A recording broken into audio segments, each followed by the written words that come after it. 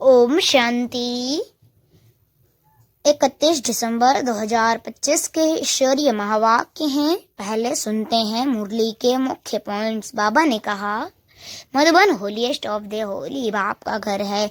यहाँ किसी भी पतित को नहीं ला सकते। सबको नियम और परमिशन से ही प्रवेश मिलता है। बाप का कहना है, तुम राम राज्य के योग्य बनने के लिए 5 विकार रूपी रावण पर विजय पाने का पुरुषार्थ कर रहे हो। यह नॉलेज ईश्वर से सीधे मिल रही है। फिर बाबा ने कहा, बाप पाकर स्त्री पुरुष दोनों को कमल फूल समान पवित्र बनाते हैं। यह ईश्वरीय मिशन का मुख्य कार्य है। पतितों को पावन बनाना है। देह अभिमानी बनना ही सच्ची साधना है। आत्मा भ्रिकुटी के बीच में रहती है। देह से नहीं, आत्मा से बात करनी है। लास्ट में बाबा ने कहा, गृहस्थ व्यवहार में रहते हुए भी कमल फूल समान पवित्र रहना है। अपने को आत्मा समझ बाप को याद करते रहो। और अब सुनते हैं महावाक्यों को विस्तार से। फूल समान रहेंगे। 5वां, किसी भी प्रकार की तमन्ना इच्छा नहीं रखेंगे। गीत जले न क्यों परवाना। ओम शांति। रूहानी बच्चों प्रति रूहानी बाप समझा रहे हैं, अर्थात भगवान पढ़ा रहे हैं रूहानी स्टूडेंट को। उन स्कूलों में जो बच्चे पढ़ते हैं उन्हें कोई रूहानी स्टूडेंट नहीं कहेंगे। वे तो है ही आसुरी विकारी संप्रदाय के। आगे तुम भी आसुरी अथवा रावण संप्रदाय के थे। अब राम राज्य में चलने के लिए 5 विकारों रूपी रावण पर जीत पाने का पुरुषार्थ कर रहे हो। यह जो नॉलेज प्राप्त नहीं करते उन्हों को समझाना पड़ता है। तुम रावण राज्य में हो, खुद समझते नहीं हैं। तुम अपने मित्र संबंधियों आदि को कहते हो हम बेहद के बाप से बढ़ते हैं, तो ऐसे नहीं कि वह निश्चय करते हैं। कितना भी बाप कहें या भगवान कहें तो भी निश्चय नहीं करते। नए को तो यहाँ आने का हुक्म नहीं है। बिगर चट्टे व बिगर पूछे तो कोई आ भी नहीं सकते, परंतु कहाँ कहाँ कोई आ जाते हैं। यह भी कायदे का उल्लंघन है। एक का पूरा समाचार नाम आदि लिख पूछना होता है। इनको भेज देवें। फिर बाबा कहते हैं, भले भेज दो। अगर आसुरी पति दुनिया के स्टूडेंट होंगे तो बाप समझाएंगे। वह पढ़ाई तो भिखारी पतित पढ़ाते हैं, यह ईश्वर पढ़ाते हैं। उस पढ़ाई से पाए पैसे का दर्जा मिलता है। भल कोई बहुत बड़ा इम्तहान पास करते हैं, फिर कहाँ तक कमाते रहेंगे तो विनाश तो सामने खड़ा है। नेचुरल कैलेमिटीज भी सब आने वाली है। यह भी तुम समझते हो। जो नहीं समझते हैं उन्हों को बाहर विजिटिंग रूम में बिठाए समझाना होता है। यह है ईश्वरीय पढ़ाई। इसमें निश्चय बुद्धि ही विजयंती होंगे, अर्थात विश्व पर राज्य करेंगे। रावण संप्रदाय वाले खबरदारी चाहिए। परमिशन बगैर कोई भी अंदर आ नहीं सकता। यह कोई घूमने फिरने की जगह नहीं है। थोड़े समय में कायदे कड़े हो जाएंगे, क्योंकि यह है holiest of the holy. Shiv Baba को इंद्र भी कहते हैं ना। यह इंद्र सभा है। 9 रत्न अंगूठी में भी पहनते हैं ना। उन रत्नों में नीलम भी होता है, पन्ना माणिक भी होता है। यह सब नाम रखे हुए हैं। परियों के भी नाम है ना। तुम परियां उड़ने वाली हो आत्माएं हो, तुम्हारा ही वर्णन है, परंतु मनुष्य इन बातों को कुछ भी समझते नहीं हैं। अंगूठी में भी रत्न जब डालते हैं तो उनमें कोई पुखराज नीलम पेरोज भी होते हैं। कोई का दाम 1000 रुपया तो कोई का दाम 10-20 रुपया। बच्चों में भी नंबरवार है। कोई तो पढ़कर मालिक बन जाते हैं, कोई फिर पढ़कर दासिया बन जाते हैं। राजधानी स्थापन होती है ना, तो बाप बैठ पढ़ाते हैं। इंद्र भी उनको ही कहा जाता है। यह ज्ञान वर्षा है, ज्ञान तो सिवाय बाप के कोई दे न सके। तुम्हारी एम ऑब्जेक्ट यह है, अगर निश्चय हो जाए कि ईश्वर पढ़ाते हैं फिर वह पढ़ाई को छोड़ेंगे नहीं। जो होंगे ही पत्थर बुद्धि, उनको कभी तीर नहीं लगेगा। आकर चलते चलते फिर गिर पड़ते हैं। 5 विकार आधा कल्प के शत्रु हैं। माया देह अभिमान में लाकर थप्पड़ मार देती है, फिर आश्चर्यवर्त सुनंती कथंती भागंती हो जाते हैं। यह माया बड़े दुस्तर है, एक एक थप्पड़ से गिरा देती है। समझते हैं हम कभी नहीं गिरेंगे, फिर भी माया थप्पड़ लगा देती है।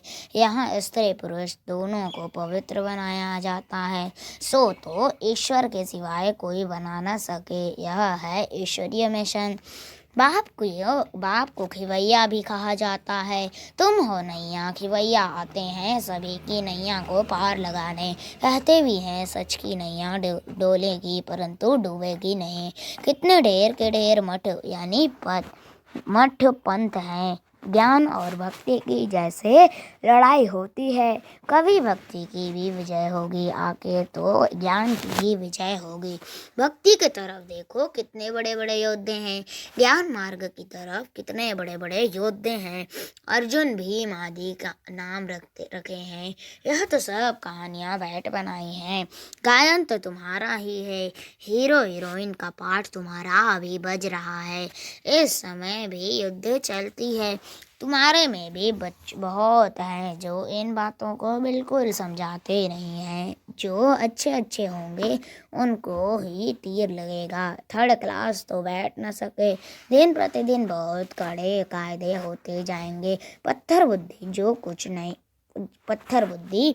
कुछ नहीं समझते उनको तो यहाँ बैठना भी बेकायदे है। यह हॉल होलीएस्ट ऑफ होली है। पोप को होली कहते हैं। यह तो बाप है होलीएस्ट ऑफ होली। बाप कहते हैं इन सभी का मुझे कल्याण करना है। यह सब विनाश हो जाने वाले हैं। यह भी कोई सब थोड़े ही समझते हैं, बल सुनते हैं, परंतु एक कान से सुन दूसरे कान से निकाल देते हैं। न कुछ धारण करते हैं न कराते हैं। ऐसे गूंगे बहरे भी बहुत हैं। बाप कहते हैं हियर नो इविल।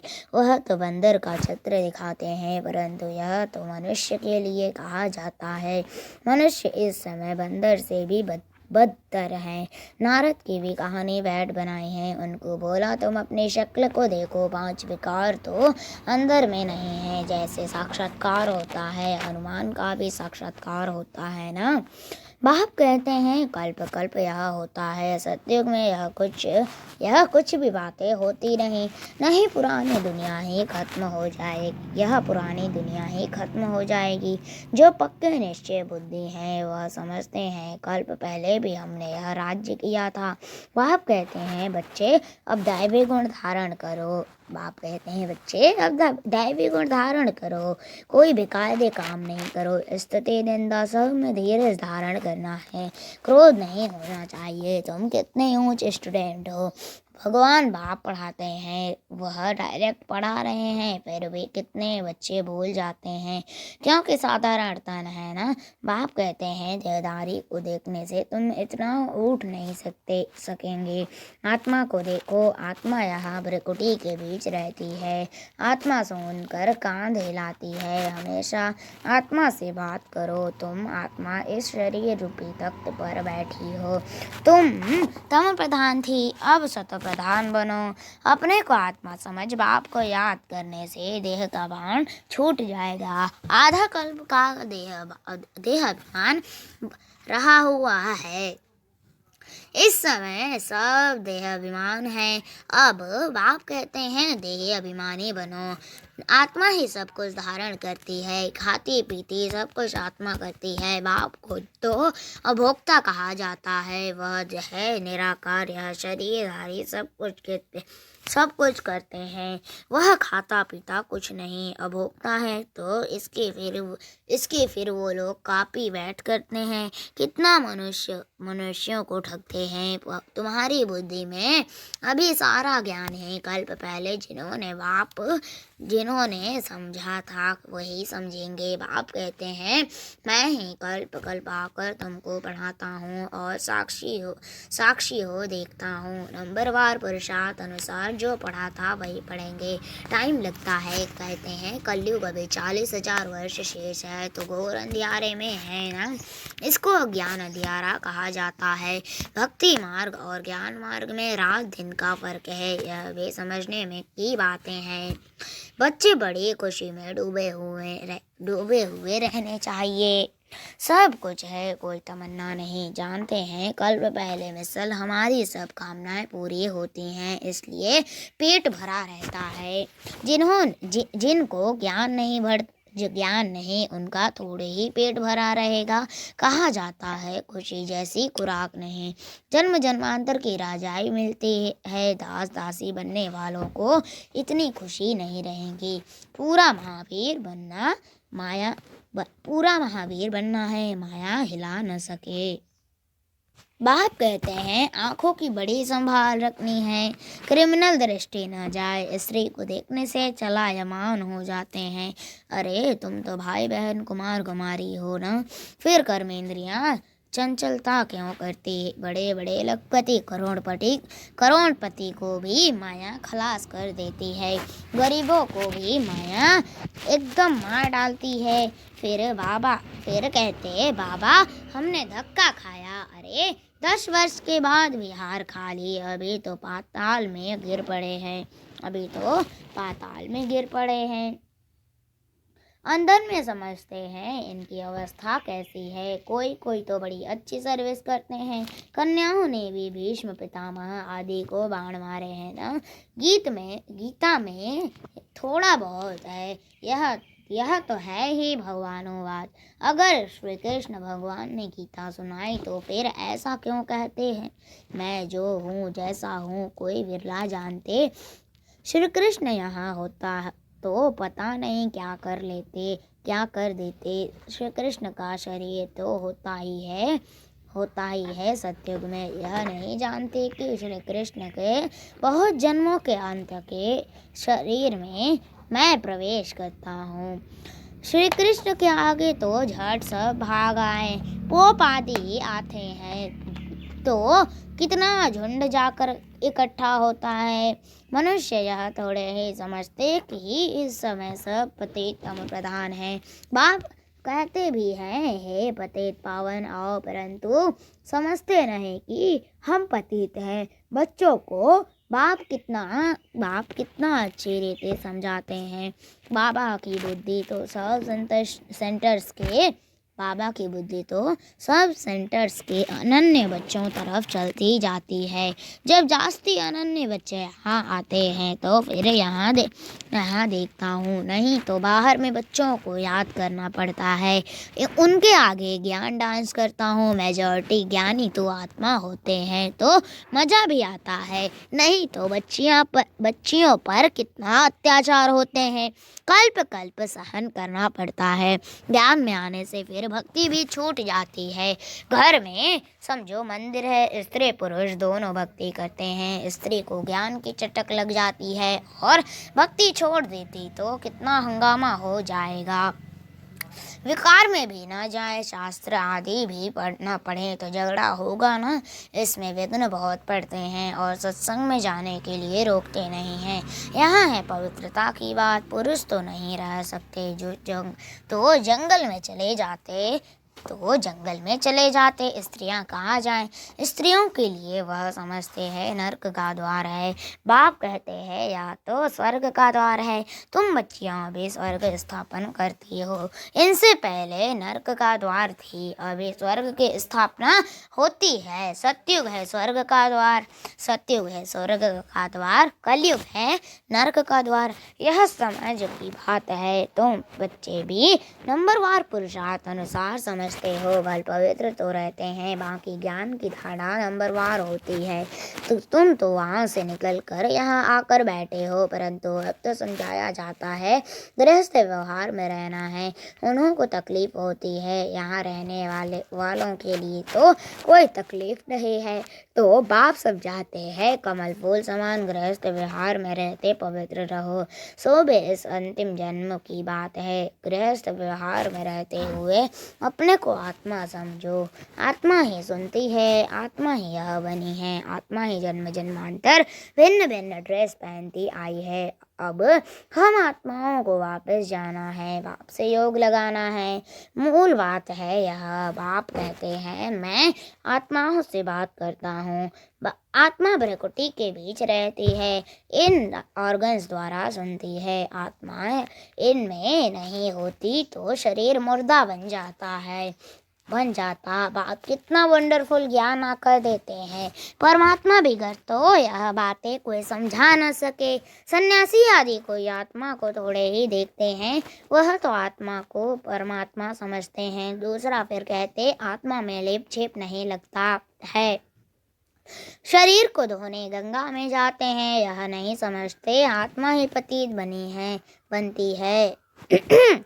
आत्मा ही सब कुछ करती है। बाप समझाते रहते हैं यह मत समझो हम फलाना हूँ, यह फलाना है, नहीं सब आत्माएं हैं। जाति पाति का कोई भेद नहीं रहना चाहिए। अपने को आत्मा समझो। गवर्नमेंट कोई धर्म को नहीं मानती, यह सब धर्म को देह के हैं, यह सब धर्म तो देह के हैं, परंतु सब आत्माओं को बाप तो एक ही है।